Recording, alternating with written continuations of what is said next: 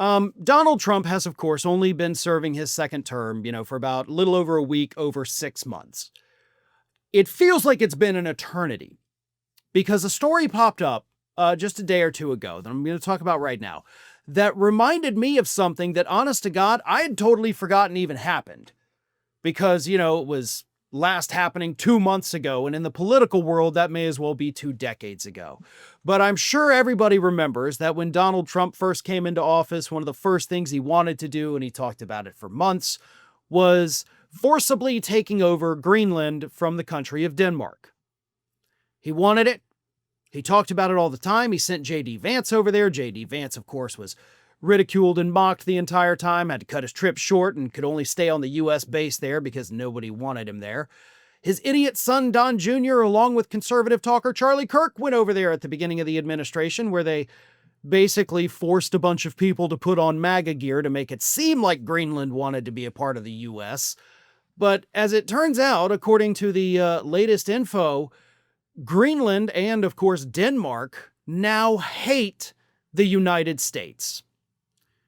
We, of course, are their closest allies. They are a very good ally for us in Europe as well, very close ally. As I mentioned, we have a military base in Greenland that at any point, Denmark and the government of Greenland can just say, get the hell out, goodbye. You're closing up shop because you've pissed us off.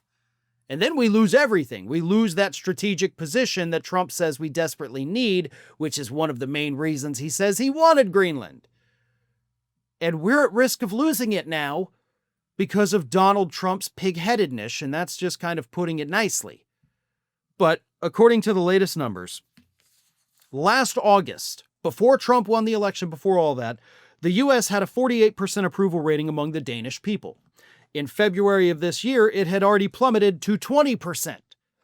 So we were already kind of struggling with them. Not even quite at 50%, but now it's 20%. And actually, the last time this was, polled was in February. I'm willing to bet those numbers have not improved in the 4.5 months since then. And then, of course, conservative Danish lawmaker Rasmus Jarlov said, quote, "It's a very big change in a very short time. We have always talked about the U.S. as our closest ally. It's no longer well regarded to go on vacation to the United States. It's now something to be frowned upon."